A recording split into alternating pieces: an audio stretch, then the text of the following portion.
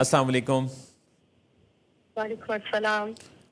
रोमा कैसे रिजवी हैं आप? बिल्कुल ठीक। रोमा रिजवी साहब हमारे साथ हैं, मारूफ समाजी कारकुन हैं और आपकी शिरकत से मुझे बहुत खुशी है कि आप हमारे साथ शामिल हो रही हैं। तो कैसी गुजर रही है लाइफ?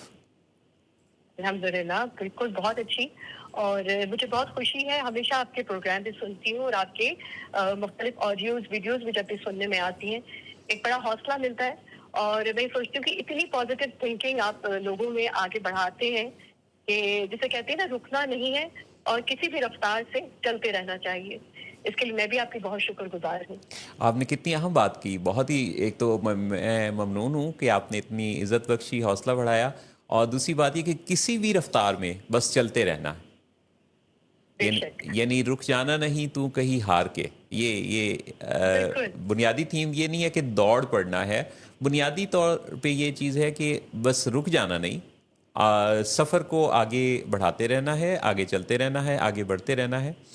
तो आप बताइए कि आप बिल्कुल। ज़िंदगी में बहुत तेज़ी से माशाल्लाह आगे बढ़ती हैं और बढ़ती हुई नज़र आती हैं। समाजी सरगर्मियों में आप बहुत नुमायाँ मुमताज़ रोल अदा करती हैं। तो लोगों को किस डायरेक्शन पे देखती हैं और क्या समझती हैं कि लोगों को, पाकिस्तानी माशरे को क्या ऐसा मैसेज है जो रोमा रिजवी देना चाहती हैं? अच्छा, मेरा चूंकि काफी लोगों से वास्ता पड़ता है स्कूल वगैरह की हद तक भी और एडल्ट्स के साथ भी, लिखने पढ़ने वालों के साथ भी।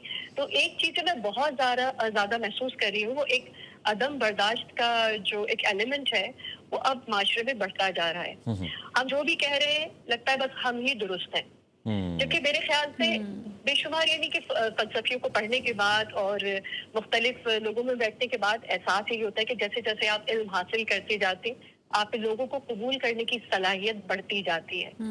लेकिन हम शायद इस मामले में बदकिस्मत हैं कि हमारे यहाँ अदम बर्दाश्त जो है बेइंतहा हो चुकी है। एक मामूली सी यानी कि मैं भी इसकी बात कर रही हूँ, रबीउल अव्वल की। उसमें मुख्तलिफ किस्म की तबलीगात लोगों के सामने नजर आ रही थी। वो कह रहा है कि ये करना चाहिए, दूसरा कहता है ये नहीं करना चाहिए। और जो भी मौजूद होगा वो अपनी बात पर इस कदर अड़ चुका होगा, यानी कि एक अना का मसला बना देगा।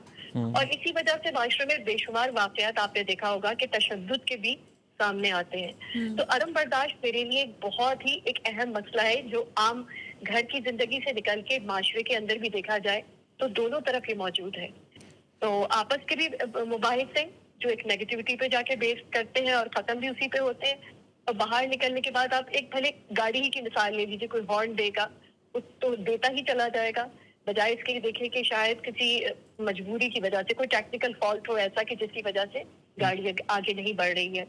तो बेशुमार चीजें ऐसी नजरों में आती हैं जिसमें मुझे लगता है कि अदम बर्दाश्त का जो एलिमेंट है वो बेइंतहा बढ़ता जा रहा है और अना का मसला बनता जा रहा है। रोमा तो रिजवी ऐसे में साहब, अगर कोई रहनुमाई जी जी, जी जी जी जी, आप प्लीज़ बात कीजिए। तो मुझे ये था कि रहनुमाई अपने अपने तौर पे हमें करनी चाहिए और खुद भी अगर महसूस करें कि हम में भी वो बढ़ता जा रहा है कि अपनी किसी बात पर अड़ गए हैं या उसको बार बार रिपीट कर रहे हैं, तो खुद भी ये देखना चाहिए कि क्या दूसरा जो हमारे सामने फरीक मौजूद है इसकी बात में कोई लॉजिक, कोई यानी कि कोई इसके सिचुएशन, ज़ाहिर है हर आदमी एक मुख्तलिफ बैकग्राउंड से आता है, मुख्तलिफ माहौल का वो आदी होता है और मुख्तलिफ हालात का शिकार होता है। क्या पता वो बात उसके लिए बेहतर हो, दुरुस्त हो, उसकी बात हमारे लिए दुरुस्त ना हो, क्योंकि हम एक मुख्तलिफ माहौल में बैठ के मुख्तलिफ सोच के तहत अपनी बात को कह रहे हैं। तो इसके आपका लिए आपका जैसा आपके कि आपके जी, तलफ़्फ़ुज़ पे भी मैं गौर कर रहा हूँ। आपका तलफ़्फ़ुज़ कितना उम्दा है और आपके बात की जो शाइस्तगी है और सलीका करीना है वो कितना ज़बरदस्त है कि आपने एक मुश्किल बात को बड़ी आसानी से उम्दा अल्फाज के साथ सांचे में पिरो के किया।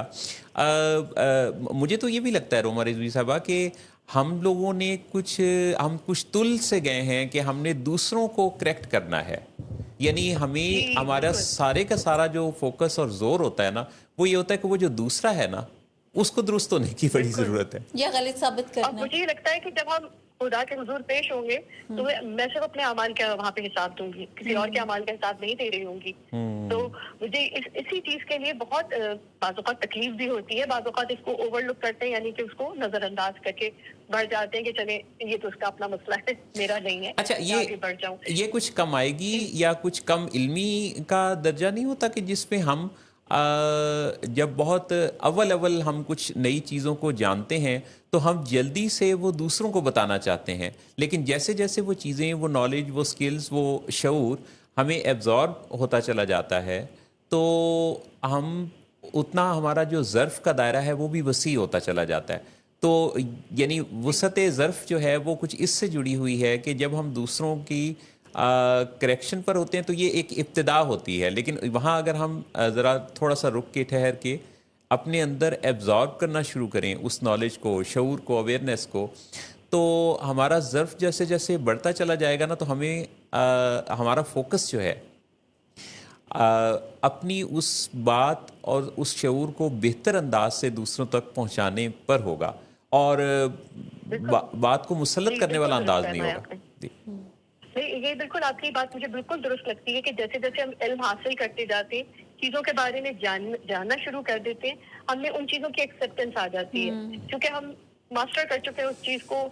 دیکھیں مختلف ماحول ہوتے ہیں، مختلف ملک ہیں جہاں ہم نے نہیں دیکھا، وہاں پہ کفر ہے، فلانا ہے، ہمارے اندر ایک بہت ساری چیزیں تبلیغ کی جاتی ہیں کہ فلانی جگہ پہ بس یہی ہے. لیکن جب آپ ان معاشروں میں جا کے رہتے ہیں تو اندازہ ہوتا ہے کہ وہاں پہ بہت ساری اچھائیاں بھی موجود ہیں. تو اسی طرح علم حاصل کرنے کی جو ہے نا وہ بے انتہا ہمارے، آپ کو پتا ہے کہ اسلام میں بھی ہے اور معاشروں میں بھی ہے. علم حاصل کرے، جس عمر میں ہے، جس لیول پر ہے، جو آپ کی حیثیت ہے، علم نہیں رکنا چاہیے. یہ علم ہی ہماری باتوں کو سلجھا دیتا ہے، ہمیں دوسری چیزوں کی بارے میں معلومات دیتا ہے تو ہم اس کو قبول کرتے ہیں وہ جس طرح سے ہے. بے تو شک. علم حاصل کرنے کی تو واقعی بہت بہت ضرورت ہے، خوبصورت اور بات کی آپ یہی نے. ٹالرنس لائے گا. یہی ٹالرنس لائے گا. روما رضوی، آپ نے بہت ہی عمدہ اپنی علمی گفتگو سے ہمیں نوازا، اور آپ جس خوش سلیقگی کے ساتھ اپنے نقطہ نظر کو بیان کر رہی تھیں، اور میں سمجھتا ہوں کہ لوگوں کو بڑی ہمبلنس کے ساتھ اگر ہم یہ میسج دیتے رہیں کہ دوسروں کی تک اچھی بات پہنچانی ہے، ان کو انوائٹ کرنا ہے اچھے کام کے لیے، اچھی سوچ کے لیے، اچھے علم کے لیے، پر یہ اس طریقے سے کہ کوئی بگاڑ پیدا نہ ہو، یعنی ہم بالکل تقسیم نہ ہوں، ہم جدا نہ ہوں، اور ہم ایک دوسرے پر کوئی مسلط کرنے والے، تل جانے والے انداز سے اصلاح نہ کر رہے ہوں، بلکہ وہ بلکہ ہم ایک بیسٹ سینگ بھی ہے نا محسن صاحب، جی کہ مقصد جو ہے وہ اصلاح کرنا ہے، یعنی نوک کرنا ہے، دروازہ توڑنا نہیں ہے. دروازہ توڑنا مقصود بہت نہیں. بہترین. تو ہمیں بیسٹ پریکٹسز کے ساتھ، یعنی ہمارے اچھے اعمال، افعال کو ہم اگر پریزنٹ کریں تو یہ بہترین ایک دعوت کا انداز ہے. بے شک. اور مجھے لگتا ہے کہ ہم کسی بھی ملک میں جاتے ہیں یا کسی سے کمیونیکیٹ کرنا چاہتے ہیں، کوشش کرتے ہیں کہ اس کی زبان کو سیکھ لیں پہلے. تو اگر آپ کسی بھی یعنی طبقے میں جا رہے ہیں اور کسی بھی طرح کے ایج گروپ میں بیٹھے ہیں تو تھوڑا سا ان کے لیول تک آ کر اپنی بات کو ان تک پہنچانے کے لیے باتوں کو اس میں آپ کرتے ہیں، یعنی اس طرح سے بیان کرتے ہیں کہ ان کی سمجھ بھی موجود ہو. جیسے کہ آپ انگریزی ہی میں بات کرتے چلے جائیں گے، کوئی اردو جاننے والا یا پنجابی جاننے والا آپ کے سامنے موجود ہے تو وہ یقینی نہیں سمجھے گا. تھوڑا سا اس زبان کو بھی ٹھیک ہے دھیمے لہجے میں ان تک پہنچانے کے لیے ایک برج، ایک پل بنانے کی بہت ضرورت ہے کہ آپ جس ماحول میں بیٹھے ہیں ان کو تھوڑا بہت ان کی بھی باتوں کو لے کر ملا کر اور پھر کوشش کریں کہ آپ کی بات ان تک پہنچ سکے. بہت ہی خوبصورت بات آپ نے کہی، بہت شکریہ آپ کا. اور یہ بالکل ایسے ہی ہے، مجھے وہ آپ کی بات سے شعر بھی یاد آ گیا کہ کسی دیار، کسی دیس میں چلے جاؤ، زبان سارے سمجھتے ہیں مسکرانے کی. تو جس طرح مسکرانے کی زبان سارے لوگ سمجھتے ہیں، تو اسی طرح سے یہ جو آپ کے احساسات ہیں، اس کی زبان بھی، بعض اوقات ہم زبان پر بہت زیادہ تکیہ کرتے ہیں.